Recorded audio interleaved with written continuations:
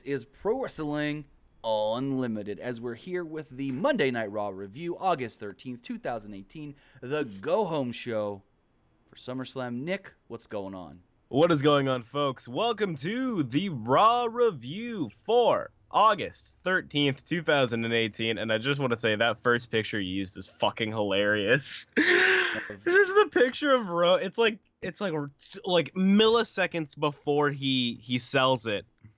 He's just fucking getting sprayed. Oh, God. But, folks, welcome to the show. Text in your thoughts about Raw or anything we talk about during the show to 510-906-1341. That's 510-906-1341. Before we get started, my deepest condolences to the entire Neidhart family and the Hart family on the death of Anvil. Very sudden, unexpected. Have you heard the entire story of exactly how it all went down? He fell. But did you hear how? Like what? No. So the story goes from the 911 call. It was between 5:30 and 6 a.m. He got out of bed because it was too warm in the house. Understandable. He went to turn down the thermostat and apparently spun around, fell, hit his head on the wall, and he fell because he started having a seizure. Oh. So apparently, EMTs and whatnot were on their way. This is a separate 911 dispatch thing. I don't know if maybe, because usually when you call 911 for an ambulance, firemen come too. Yeah, right. And so I don't know if maybe they got there first or something, but they called out for Signal 9 at 6:40. I might get this wrong. It's like right around 6:47 a.m. Mm-hmm. So the way they made it sounded in the 911 call was that the EMTs hadn't even got there yet. So I assume maybe it was that the firemen were there, and Signal 9 is the code for dead. Oof. Yeah, so they basically pronounced him possibly already dead at the house. Unfortunate. Well, very unfortunate. Depressing way to start off this week's fucking show, but yeah, like we said, Divas can, condolences to the Neidhart family. This is never a fun time, and especially the death of an entertainer is quite depressing. I did like the tribute with the very. They played up the stuff with him and Natty and their relationship. Oh, I like that too, but what I especially liked was Revival using the heart attack. Oh yeah. They always use that, and I just think it felt like it had a little bit more meaning tonight. Exactly. So it's very nice. But before we get into everything else that happened, let's kick it off with what happened first. And Logan, you can always ask the question. That was the question that you asked. No more questions. That was your only one. Uh-oh. Let's go ahead and kick it off with what happened on Raw tonight. All right, so Monday Night Raw kicks off. And my first thought was, hey, no graphic for Jim the Anvil. And then I find out that they're going to do actual full video package later. So I'm like, oh, okay, never mind. So Ronda comes out first, and she... Nice little touching promo to Natty and Jim, just talking about how Natty's going through some hard things right now. Her father has passed away. Our fathers have molded us to become the strong people that we are. Fathers were a reassurance that everything was going to be okay, but when that's ripped away, you realize they've been raising you to be pillars for your family. She told Natty that to stay strong and that we all love her. Crowd chanted for Natty. Rousey said Natty was the first to welcome her into the WWE, and she would be the first to stand up for her. She said Alexa Bliss has cheated many different times, and it will not be that way when she wins the Raw Women's Championship at SummerSlam. And tonight, she's got a replacement to take on Alexa Bliss in the She-Nom, Ember Moon. The what? The She-Nom. What does that mean?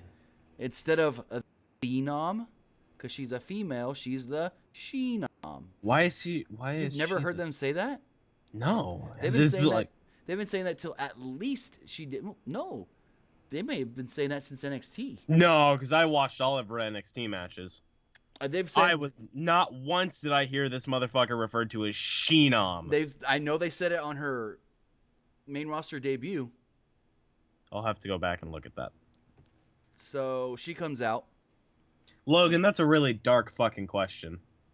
That's like a really dark question. I don't even want to think about it. Oh, I'm not answering. No. It's fucking. He All sent the right. same picture again. The number's blocked. I mean, that's fine. I mean, I think they're funny, but So it's gone. Anyways, so Bliss and Alicia Fox come out. Alicia Fox has got some flowers on her head, and I think it was Corey Graves asked why she looked like kale. it was actually Mitch. That was foreshadowing Dean's return tonight. Little did we know. So, where was it?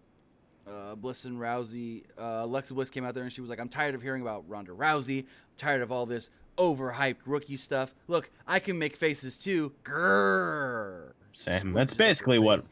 Thanks, Chris McNutt, for the $5. Will Nia Jack interfere in the match this Sunday between Alexa Bliss and Ronda Rousey? I don't know. I don't think so. Doubtful.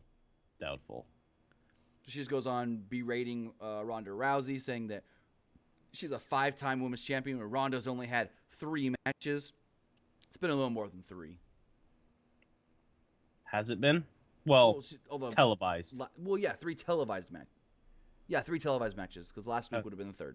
House shows aren't canon unless they want it to be, which fucking bothers me. I really wish house shows were more canon.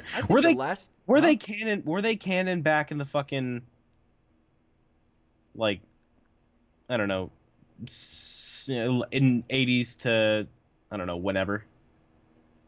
Kind of. Were they like important? Well, I mean, I get that house shows are a way to kind of break. I never really watched TV week to week in that era, so I don't know. Okay. I've just seen, like, shows here and there. Gotcha. But I mean, the last time a house show was canon wasn't that when AJ beat No, that's Owens? not the last time. Huh? Oh, that's not the last time. Yeah.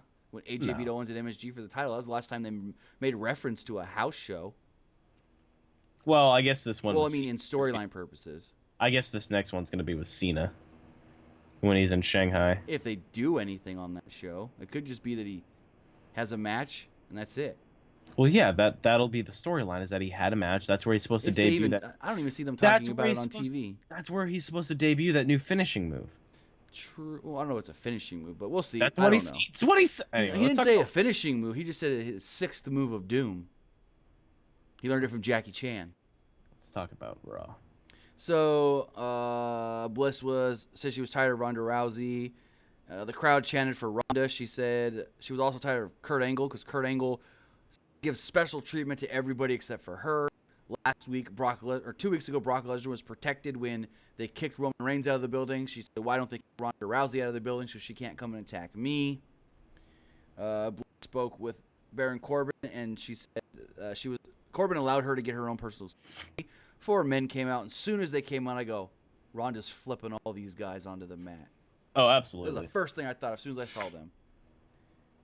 Mm-hmm. They all got in the ring with Bliss. Bliss shoved Ember Moon into Ronda Rousey. Ronda fell onto the outside to attack her. Security got in the way. She flipped them all with judo throws. Alexa Bliss and Fox tried to run off, but then right before we go to commercial, Michael Cole says, "Hey, Alexa's still got a match with Ember Moon." I want to say something about Michael Cole tonight. Go ahead. So you know how when Michael Cole's on commentary and he's getting ready to send it to a commercial and he goes, so-and-so and so-and-so will continue this when Raw returns or something like that, along those lines? Yeah. Or when Raw continues, right? Yeah. He did it at least 2, if not 3 times, and the show never went to commercial for another, couple minutes. It's kind of weird. There was one spot, it was in the Ruby Riott-Sasha match where he goes, Ruby Riott's in control. She's got Sasha Banks tied up on the ring steps. This when Raw continues, and then he pauses talking for a second, and then Ruby kicks the ring steps and goes, "Ooh, that had to hurt." I was like, you just cued a commercial, and the match just keeps on going, and they're on TV. Yeah, he may have cueing it for the UK, for the Sky, and not USA Network. I don't know. So we go to commercial, come back, and it's Ember Moon versus Alexa Bliss. They quickly go to a on-screen promo talking about SummerSlam and the Universal title match. So you've got the picture-in-picture Universal title promo and the big picture, and the match we're supposed to be paying attention to, itty-bitty in the corner. Yeah. Ember Moon hits a tornado suplex at one point. Fox got on the apron. Rousey launched Fox into the barricade. What? It's just, I don't like the text line sometimes. What is that? Just keep talking, please. So, Don't let me think about it. Just keep talking. What happened? Rousey throws Fox into the barricade after Fox tried to attack. Oh no, I skipped ahead. Bliss then got into the ring. Moon gave her a gutbuster and an eclipse. She had the match won, but Fox broke up the pin. Some reason referee didn't call this a DQ. Makes no sense at all. I think maybe because of the way he's positioned, he didn't see it. I guess you can say that. Referee did eventually call for the bell when Fox wouldn't get out of the ring and attacked Ember Moon. Rousey made the save and tossed Fox with the judo throw. Rousey then stood tall. Her music played, and Ember Moon looked good when she did have offense. And then they talked about how SmackDown 1000 is coming. They're going to do it in Washington, D.C. That's neat. I like that a lot. Alex, I don't think he wants to. What did Alex say and where? In the chat. Oh, I will. That's fine. Oh. I'm not gonna post the one with the dog because that one's a little personal because it's not even my dog. Is that me? Is that you? Wasn't. I see the other ones. Uh-oh. The other one is just a little Nick, personal the truth for me. Killings. Yeah. Anyways. Slightly racist. Angle argued with Corbin backstage. Angle said he was mad that Corbin went over his head, called Stephanie and got some matches made. Corbin said that he can do what he wants. You need to worry about Dolph Ziggler and Drew McIntyre tonight because Seth Rollins isn't even here. Angle said that Rollins will show up. He's just having some difficulties with travel because he's coming back from Shanghai where he was all weekend. And then Dolph Ziggler and Drew McIntyre just laughed it off. Corbin comes out. He's like, I got a match. I got to go to the ring. And he comes out and he's like, my opponent. And it's Tyler Breeze. And Michael Cole and Corey Graves start playing up on commentary how this is the biggest opportunity of Tyler Breeze's career. He needs to make the most of this. They have a 4-minute match. Breeze hits an enziguri on the outside at one point, but Corbin catches him with a deep 6 right into the ring for the victory. Story is that Corbin arranged the singles matches for himself to look good, and then he gets on the mic and he laughs about this match and says, now, Balor's got a match. And his opponent, the modern-day Maharaja, Jinder Mahal. So Jinder comes out and he goes, oh, wait. And Kevin Owens. It's a handicap match. So Finn comes out and he's smiling. As you do. Left. As Corbin goes to leave, Angle comes out. He said that he can't cancel the match, but he can add to the match. So he says, Finn, you're going to get a tag team partner, and it's Braun Strowman. And I want to say something real quick. This Baron Corbin Finn Balor feud just feels awful. Just god awful. You know what I was thinking when they did this whole thing where it's like, I can't cancel your match, but I can change up a little and add to your match? What were you thinking? Stone Cold Steve Austin, the Sheriff of Raw, and Eric Bischoff. It did remind me of that. Where Eric's making matches, and then Stone Cold goes, taps his little badge.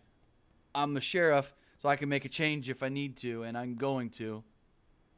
The Sheriff of Raw? That's basically the Constable. Kinda, except for in storyline. Except for people like Stone Cold. Well, no. In storyline, Austin was able to do what he wanted. Corbin just has to get it approved by Stephanie. It's like the modern day sheriff. Kinda. Well, no. Stephanie's the sheriff, and he's her deputy. Mm-hmm.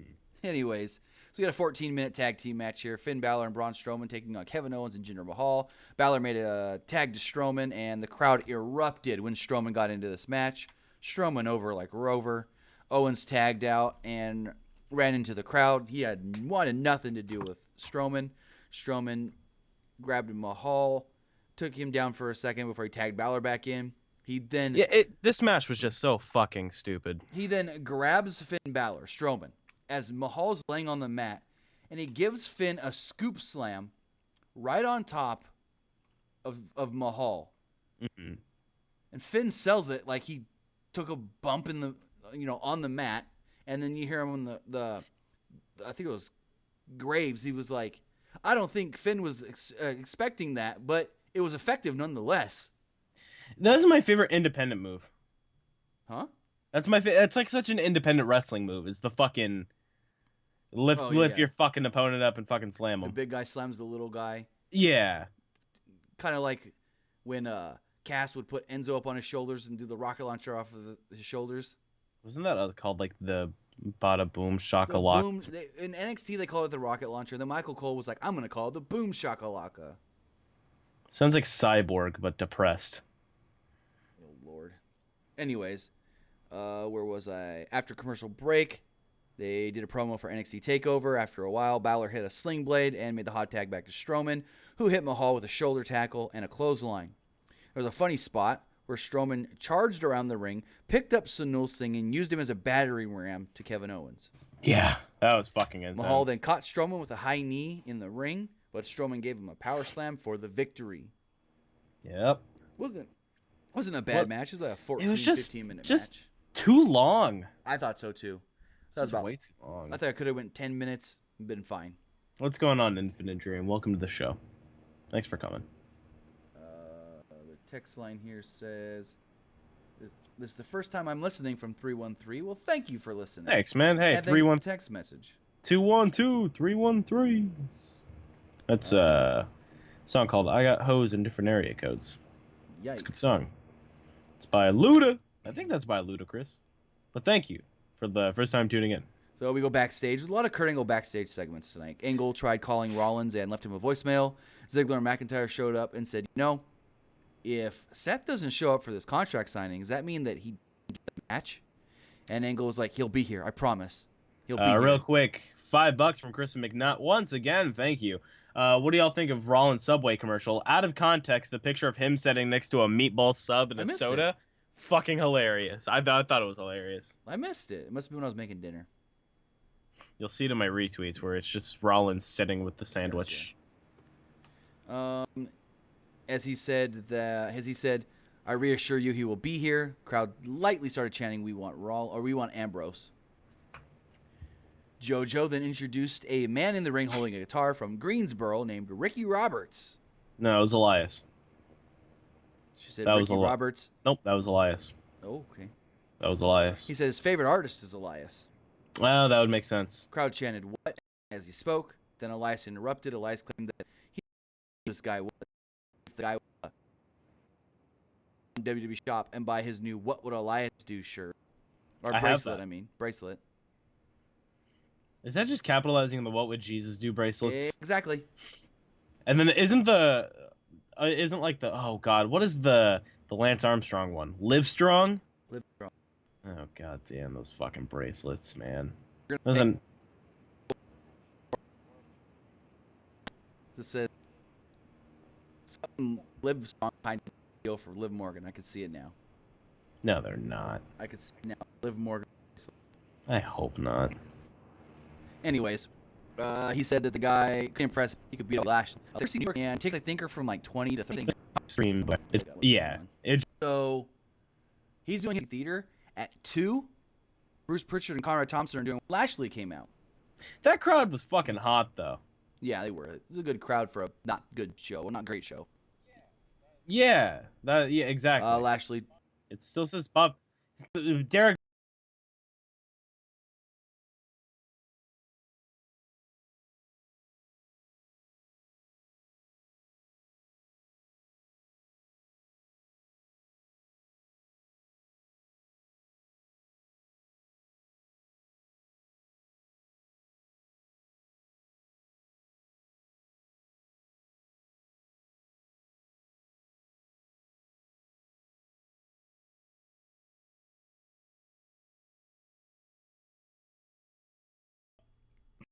Bocek, you say come on as if we have any fucking control. Yeah, I know. Our heads are buried up Comcast fucking asshole. There's not much we can fucking do here, buddy.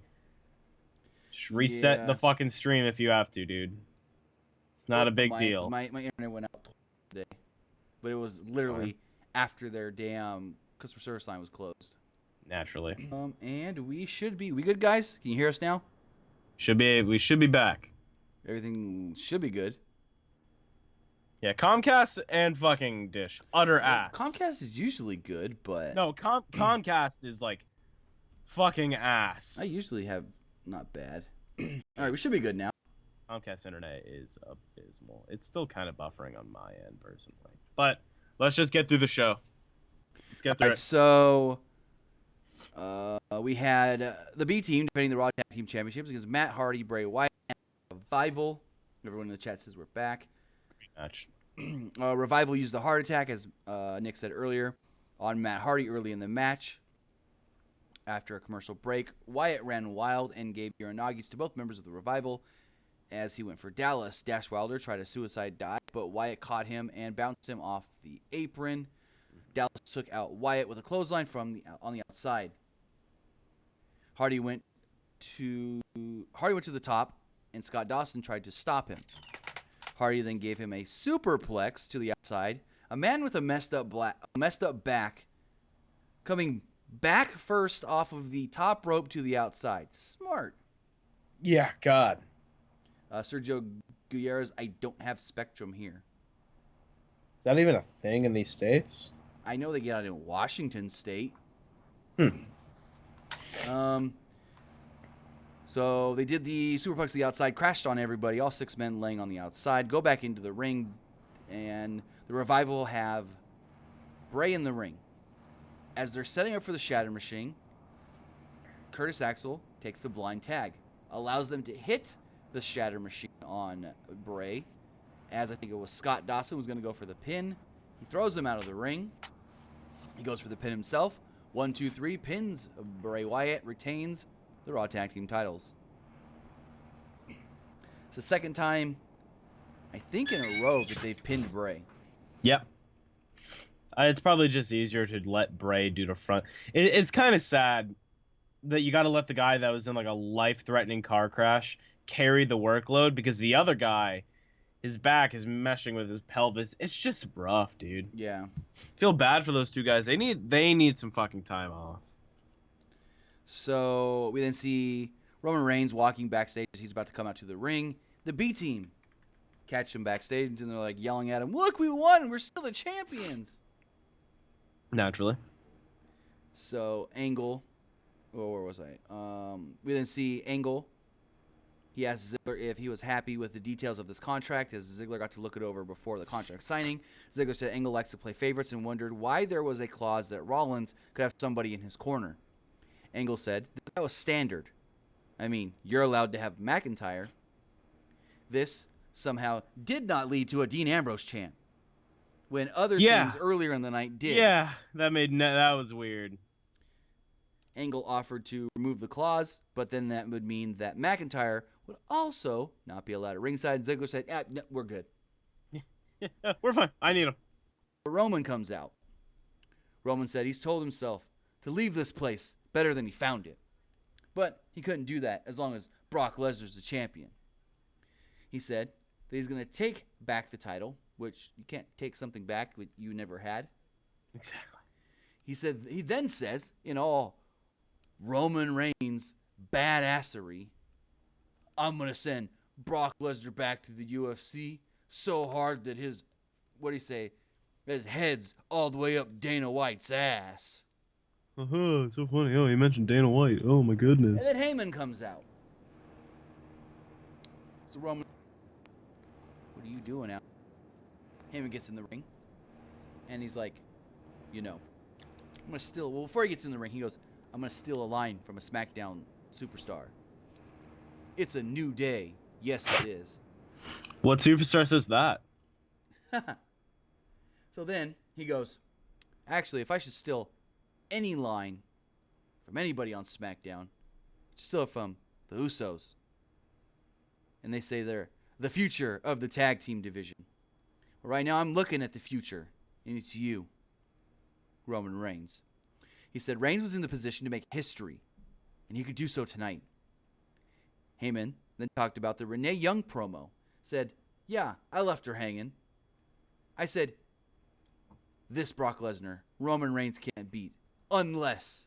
Now it's time to drop the other shoe and tell you what unless is. Unless you enlist me to tell you all of Brock Lesnar's dirty little secrets. He said, those would guarantee you the win at SummerSlam. Heyman offered a handshake, and Reigns declined. He said, I understand. He's like, your dad taught you something. But when I was 15 years old, riding in cars with your father, he taught me the same thing that he taught all of his boys. And then he said something in Samoan that I didn't know what he said.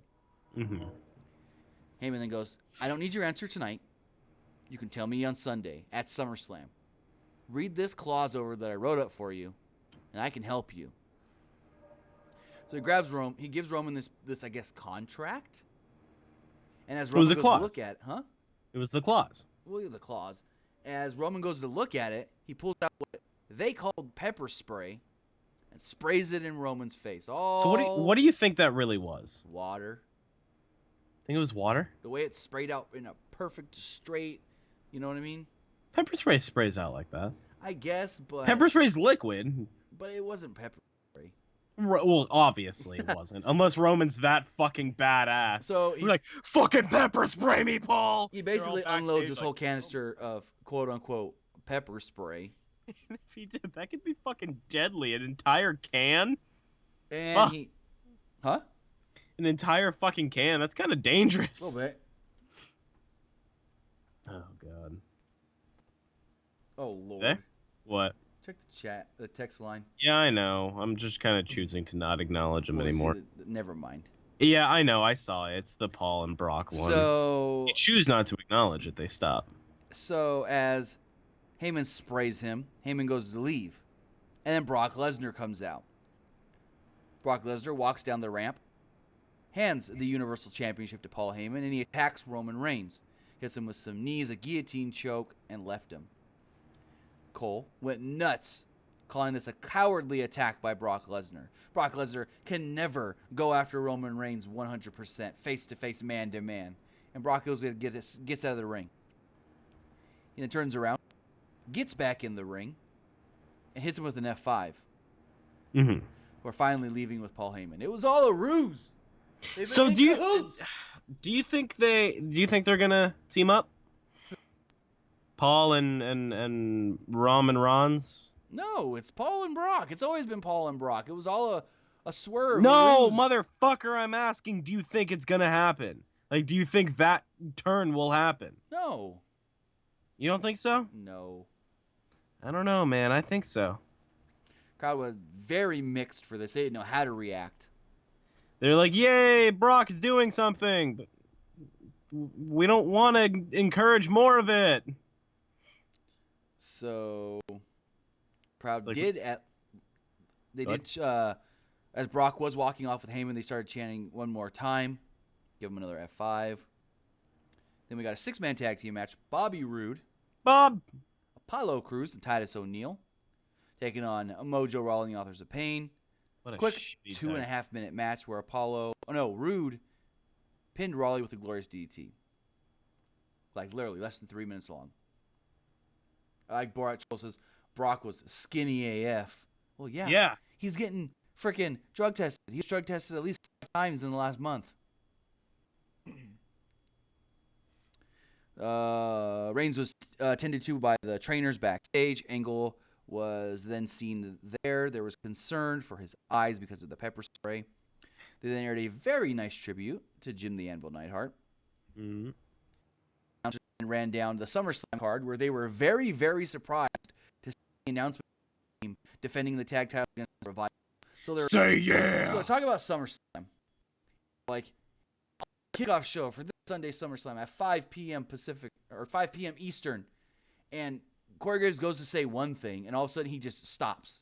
He's like, the B team will be defending the, and Michael Cole goes, we've got breaking news here, I guess. Corey, taken aback by this breaking news. The B team will defend the Raw Tag Team titles on the kickoff show against the Revival. And it was like, they didn't smarten these guys up at all. No, God, no. They said, which I like. I like it's that idea of keeping them all on their toes. Because, Michael Cole's been doing this shit for so long that it's they're probably just pulling a rib on Michael Cole, and I'm sure Michael Cole enjoys it. Well, it was Corey Graves the one that was... Right, yeah, they're probably fucking with all of them. So... Oh my God, do you think Corey will face any kind of heat for his brother? No. Brother. I don't think so, brother. Brother. Oh, brother. So we then have a match, Ruby Riott versus Sasha Banks. Match was about 8 or 9 minutes long. This was the one very noticeable time when I said Michael Cole did this thing where he sent it to commercial, but it didn't go to commercial. Yeah. At one point, where was it? Sasha did a dive to the outside on Sarah Logan. However, the referee did keep checking on Ruby Riott for some reason during this match. I don't know what was going on. Bayley laid out on the outside. Riott then laid the boots to Banks and got the schoolboy victory. Very kind of just all of a sudden victory. Yeah, it was very weird. So backstage, a stagehand told Kurt Angle there's no sign of Rollins. Corbin said Stephanie will not be happy with you jeopardizing this big match with this contract signing at the last minute. Angle then stormed out. And they really made it seem like Seth was not there. If Seth did not show up and sign the contract tonight, which is kind of weird. If Seth did not show up and sign the contract tonight, he would not get the match. So if that's the case, then why isn't there a contract signing for every match? Exactly. Like, what is the difference between this match than Owens versus Strowman with the briefcase on the line? I could see maybe title matches, okay?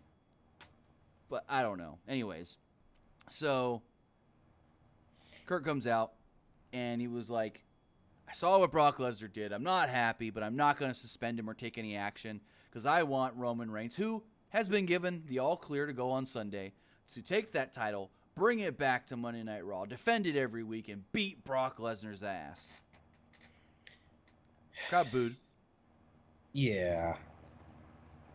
Angle then said the participants in, and before he can say anything, Ziggler and McIntyre come out. So Ziggler comes out, and he's doing a little comedy, kind of being a little funny guy for a second. Mm-hmm. And he was like, Seth's not here. What are you going to do? If Seth doesn't sign this contract, the match ain't happening, and I keep my title. He's like, everybody, I think McIntyre said this. He was like, everybody may not believe this, but we thought Seth was a great champion. Preference on was, and we do respect him. Hold on. Yeah. I was going to say Chris McNutt with the $5. Dean looked jacked and a new haircut, and Sunday he will turn on Seth and Paul and team with Roman. Okay, I got you. I don't know. I don't think they're going to do that, but I do think he may turn on Seth, and that'll kind of lead into an eventual feud. I wouldn't mind just Seth picking up that belt, Dean giving him the dirty deeds, have like a triple threat match, then really have that exclusively between Dean and Seth. I think that would be great. I think it would be a lot of fun. Those two have great Dean's chemistry. Going to be a bigger, like Seth is a huge babyface right now, and I think Dean's going to be a bigger babyface. It's a good time for Seth to turn heel. I thought you said you wanted Dean to turn heel. You can have either one of them turn heel, but if yeah, if one's gonna be more cosmic than the other, just have the other be a little less cosmic. Right. So Dolph Ziggler was just like, your champ. We respect him, but he's not here.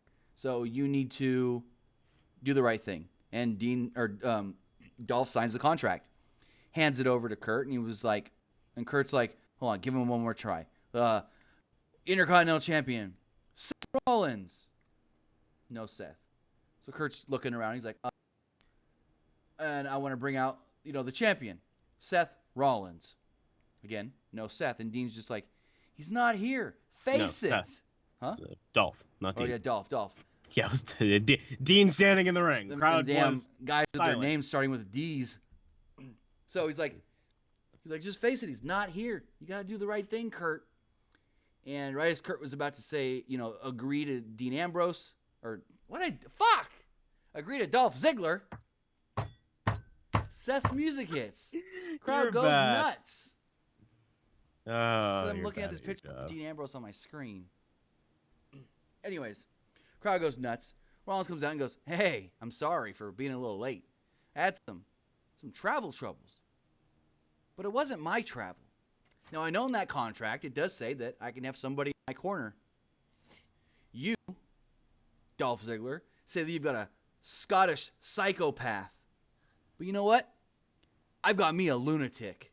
And out comes... Crowd went Dean Ambrose. Fucking ballistic. So Dean comes out, new haircut and all. Huge-ass shoulders. new T-shirt, and he comes down and he does this little crazy Dean Ambrose walk on the stage where he doesn't know what he's doing, like he's trying to get out of his padded cell. Finally, they both head down to the ring. They take out Dolph Ziggler and Drew McIntyre. Dean hands the contract to Seth. Seth signs it. All goes off the air. He did. It was an I otherwise. I think he gave McIntyre their dirty deeds. I think it was Correct. when they did the Shield pose. It was a rather eventful ending to an uneventful segment. And they did this all very last minute, kind of like they drug that out to the end because I'm watching the TV and it's like 5 because usually they get a 10 to 15 minute overrun. I mean, it's 5 after, and then I'm like, okay, they're gonna give 10 minutes to Seth. It's 10 after. I'm like, oh dang, Seth's only got less than 5 minutes to do whatever he's gonna do, and it looks like 3 minutes. Seth finally comes out, introduces Dean. They run down to the ring, clear house, and it's over. Like they basically just wanted to give you a slight glimpse tease. They're like, Dean's back. Come see him on Sunday. It was that sell of SummerSlam where you want to see more Dean Ambrose? You can see him on Sunday in the corner of Seth Rollins. I like where they did that. They didn't give us this long Dean Ambrose thing. Chris Minute with the $2. Renee was very good at commentary, better than Coach. I agree. I think she was good, but I mean, it's probably just because she doesn't have the experience. You heard those Percy Watson one-liners. It happens. At times, she didn't seem as conversational as others, but like I said, it could have just been that she hasn't done it many times. She did an NXT for a handful of. And she's done a couple superstar shows with Tom Phillips. What the fuck? Yeah. So nothing. I don't know anymore. I give up. So. That was Monday Night Raw on August 13th, 2018. You can follow me on Twitter at PW_Armstrong. You can follow us on Twitter at PWUnlimited right here on YouTube, Facebook at facebook.com/Pro Wrestling ULTD. And check out our friends at Fightful over at Fightful.com. Tim, where can they find you? You can find me on Twitter at TimmyBuddy. And you guys can also find us one more time at the lovely place known as Patreon.com. Yeah, sure to check it out, folks. Patreon.com. I was just say Patreon.com/PWUnlimited. Yep, we'll be live again tomorrow night following SmackDown Live, because that will be the final show before this upcoming SummerSlam on Sunday. And I didn't mention it during the review, but I do want to say they played a very badass video for TakeOver. There was one kind of like, hey, TakeOver this weekend, but then they did like a full video package running down all 5 matches. Yeah, I like it a lot. That was cool. sick. The one they did towards the end of the show. But thank you guys for joining us. We will see you tomorrow. See you guys.